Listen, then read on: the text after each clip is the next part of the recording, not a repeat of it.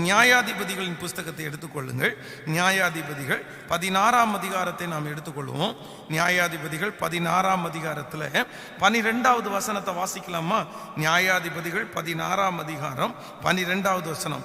அப்பொழுது தெலீலாள் புது கயிறுகளை வாங்கி அவைகளால் அவனை கட்டி, சிம்சோனே, பெலிஸ்தியர் உன்மேல் வந்து விட்டார்கள் என்றார். பதிவிருக்கிறவர்கள் அறை வீட்டிலே இருந்தார்கள். ஆனாலும்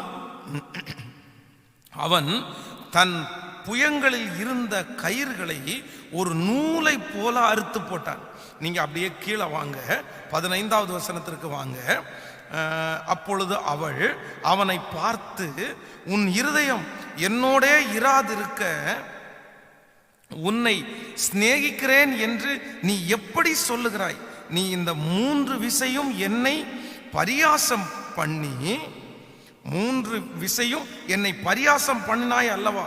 உன்னுடைய மகாபலன் எதனாலே உண்டாயிருக்கிறது என்று எனக்கு சொல்லாமற் போனாயே என்று சொல்லி இப்படி அவனை தினம் தினம் தன் வார்த்தைகளினாலே நெருக்கி அலட்டி கொண்டிருக்கிறதுனால் சாகத்தக்கதாய் அவன் ஆத்துமா விசனப்பட்டது. நன்றாய் கவனிங்கள் ஆண்டவருடைய பிள்ளைகளே.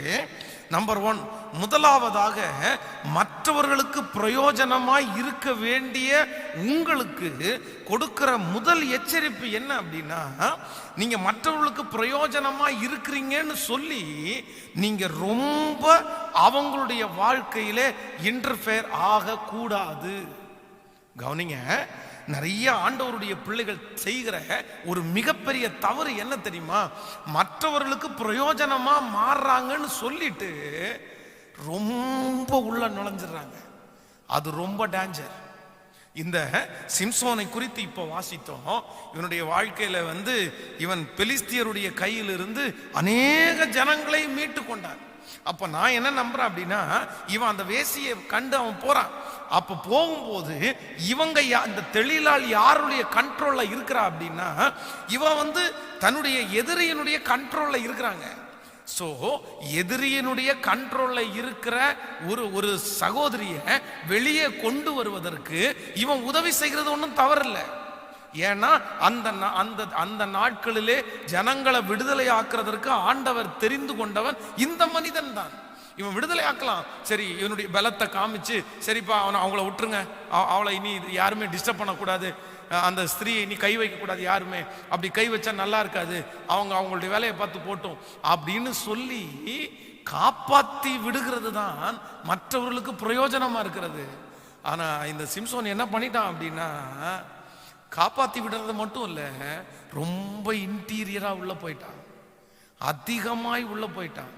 இந்த ஜபத்துல இருக்கிறவங்க நிறைய பேர் கூட அதான், நான் இனி எந்த மனுஷனுக்கும் உதவி செய்ய போக மாட்டேன், இனி எந்த மனுஷனும் எனக்கு வேண்டாம், எல்லாரும் என்னை ஏமாத்திட்டாங்க, ஆயிரக்கணக்கான பேர் என்னை ஏமாத்திட்டாங்க, நான் போற இடம் எல்லாம் என்னை ஏமாத்துறாங்க, மனுஷனை இனி நம்பவே கூடாது. உண்மைதான், மனுஷனை நம்ப கூடாதுன்னு ஆண்டவர் எழுதி வச்சிருக்கிறாரு. ஆனா நான் என்ன நம்புறேன் அப்படின்னா, நீங்கள் மற்றவர்களுக்கு பிரயோஜனமா இருக்கிறீங்க அப்படின்ற பேர் வழியில நீங்க என்ன பண்றீங்க தெரியுமா? ஒருத்தருடைய வாழ்க்கையில நான் சொல்லுவேன், நீங்க செய்ய வேண்டிய மிகப்பெரிய சில உதவிகள் ஒரு வார்த்தை, அதான் ஒரு வேர்டு. சிலருடைய வாழ்க்கையில ஒரு வேர்டு மட்டும்தான் நீங்க யூஸ் பண்ணணும். அந்த ஒரே ஒரு வேர்டு அவங்களை அப்படியே தட்டி எழுப்பி விடும். அவங்க சோர்ந்து போயிருப்பாங்க, டாக்டருடைய ரிசல்ட் அவங்களுக்கு விரோதமாக வந்திருக்கும், ஹாஸ்பிட்டலுக்கு நீங்கள் போறீங்க, அவங்கள பார்க்கறதுக்காக போறீங்க, அப்போ எல்லாருமே அவங்கள பயப்படுத்தி பயப்படுத்தி பயப்படுத்தி நீங்கள் செத்துருவீங்க அப்படின்லாம் சொல்லி வச்சிருக்கிறாங்க. ஆனால் உங்களை ஆண்டவர் உள்ள அனுப்புறாரு. நீங்கள் உள்ள போய் அந்த மனுஷனுக்கு பிரயோஜனமாக இருக்கிறது எப்படின்னா, அந்த மனுஷனை பார்த்து தட்டி கொடுத்து, ஆண்டவர் ஒன்று விடுதலையாக்குவாருப்பா, ஆண்டவர் இதுக்கு முன்னாடி இப்படிப்பட்ட ஒரு நோயில் இருக்கிற ஒருத்தரை விடுதலையாக்குனாரு, சாட்சியா கர்த்தர் இன்னைக்கு வச்சிருக்கிறாரு அப்படின்னு ஒரு நடந்த ஒரு சாட்சியா அந்த மனுஷனுக்கு சொல்லி, அப்படியே நீங்க அந்த ரூம்ல இருந்து வெளியே வரும்போது அவனை தட்டி கொடுத்து பலப்படுத்தி உற்சாகப்படுத்தி ஆண்டவருடைய வார்த்தையை சொல்லி தைரியத்தை சொல்லி வெளியே வர்றது தான் அந்த மனுஷனுக்கு பிரயோஜனமா இருக்கிறது. ஆனா அதே நேரத்தில், எப்பா உனக்கு கடன் இந்த இந்த இந்த ஹாஸ்பிட்டல்ல பணம் கட்ட முடியலையா, சரி பரவாயில்ல, நான் ஒரு 3 லட்சம் ரூபாய் எங்கேயாவது ஒரு இடத்துல இருந்து, எனக்கிட்டையும் பணம் இல்லை, ஆனால் கடன் வாங்கி உனக்கு நான் இந்த இந்த இந்த இதை கட்டிடுறேன்ப்பா, அவ்வளோதான், நான் உனக்கு எப்படியாவது பிரயோஜனமாக இருக்கணும் இல்லை, அதனால கடன் வாங்கி பணத்தை கட்டிடுறேன் அப்படின்னு சொல்றதுதான் தவறு. உங்கள்கிட்ட இருக்கிறதனுடைய மிச்சத்தை நீங்க கொடுக்கறது தப்பு இல்லை. பிரதர், நீங்க நிறைய செலவு பண்ணியிருப்பீங்க, இதா எனக்கு என்னால் முடிஞ்சது ஒரு 500 ரூபாய், என்னால் முடிஞ்சது ஒரு 200 ரூபாய், இதா ஏதாவது வாங்கி சாப்பிடுங்க. இந்த பணம் உங்களுக்கு அவ்வளோ ஃபீஸ் கட்டுறதுக்கு முடியாது, ஆனாலும் என்கிட்ட இருக்கிறதுல ஒரு ஷேர், அப்படி கொடுப்பது தவறல்ல. 50,000 கடன் வாங்கி 5 லட்சத்தை வெளியே கடன் வாங்கி மற்றவங்களுக்கு நான் பிரயோஜனமா இருக்கணும், என்ன நம்பி வந்த ஆத்துமா, என்ன நம்பி கடவுள் என் கையில கொடுத்துருக்கிறாரு. நிறைய பேர், அதான் நான் அடிக்கடி சொல்லுவேன், நிறைய பேர் உதவி செய்கிற விதத்துல கடவுளாயிடுறாங்க. நிறைய பேர் கடவுளாயிடுறாங்க. இல்லை இல்லை, நம்ம கடவுளாகிட முடியாது, நம்ம கடவுளாயிட முடியாது. எத்தனையோ ஆண்டவருடைய பிள்ளைங்க எனக்கு ஃபோன் பண்ணும்போது அவருடைய சோகமான வார்த்தையை சொல்லி இருக்கிறாங்க. அதான் நம்பி ஏமாந்து, உதவி செய்ய போய் ஏமாந்து, ஹெல்ப் பண்ண போய் கஷ்டப்பட்டு நிற்கிற எத்தனையோ பேரை நான் பார்த்துருக்கிறேன். ஒருவேளை அந்த ஜபத்தில் இருக்கிற யாரோ ஒருத்தர் இதற்கு முன்பாக அப்படி நீங்க உதவி செய்யலான்னு போய் சிக்கி இருக்கலாம். உங்களுடைய வாழ்க்கையில் ஒரு பெரிய பிரச்சனைக்குள்ள நீங்க இருக்கலாம். ஆனா நான் நம்புறேன், பரலோகத்தின் தேவனாகிய கர்த்தர் உங்களுடைய இருதயத்தினுடைய நல்ல எண்ணத்தை பார்த்து அதிலிருந்து உங்களை தூக்கி விடுவார் அப்படின்னு நான் நம்புறேன். உங்களை சாட்சியா நிறுத்துவார்னு நான் நம்புறேன். ஹல்லேலூயா. கைகளை உயர்த்தி ஒரு ஹல்லேலூயா சொல்லுவோம். ஸோ நம்பர் 1, எல்லாரும் ஞானமா இருங்க. நீங்க ஒண்ணு, மற்றவர்களுக்கு பிரயோஜனமாய் இருப்பது என்கிறது மற்றவர்களுடைய வாழ்க்கையினுடைய இன்டீரியரா உள்ள நுழைவது அல்ல. அதான் திரும்ப சொல்றேன், ஆண்டவர் உங்களை ஒரு மனுஷனுக்கு பிரயோஜனமா இருக்கிறதுக்கு அழைக்கல, உங்களை 1000 ஜனங்களுக்கு ஆசீர்வாதமா இருக்கிறதுக்கு கர்த்தர் உங்களை அழைச்சிருக்கிறாரு. ஹலோ, கவனிக்கிறீங்களா?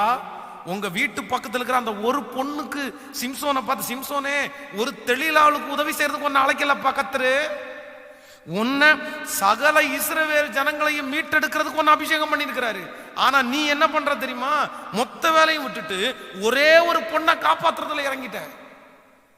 இன்னைக்கு இந்த செய்தியை கேட்கிற ஏதோ ஒரு வாலிபனிடத்துல ஆண்டவர் பேசிட்டு இருக்கிறாரு, ஏதோ ஒரு குடும்ப தலைவனிடத்துல ஆண்டவர் பேசிட்டு இருக்கிறாரு, ஒரு குடும்ப தலைவினிடத்துல பேசிட்டு இருக்கிறாரு.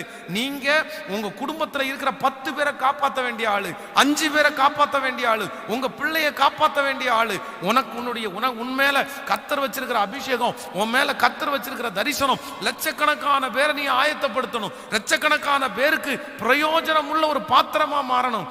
ஆனா இந்த ஜபத்துல இருக்கிற நீங்க ஒரு சிலர் ஒரே ஒரு நபரை பிடிச்சிட்டு நீங்க பிரயோஜனமா இருக்க வேண்டிய குடும்பத்தையும் அம்மா அப்பாவையும் பெரிய பெரிய ஆசீர்வாதத்தையும் இழந்துட்டு இருக்கிறீங்கன்றத நீங்க எப்பவுமே ஞாபகம்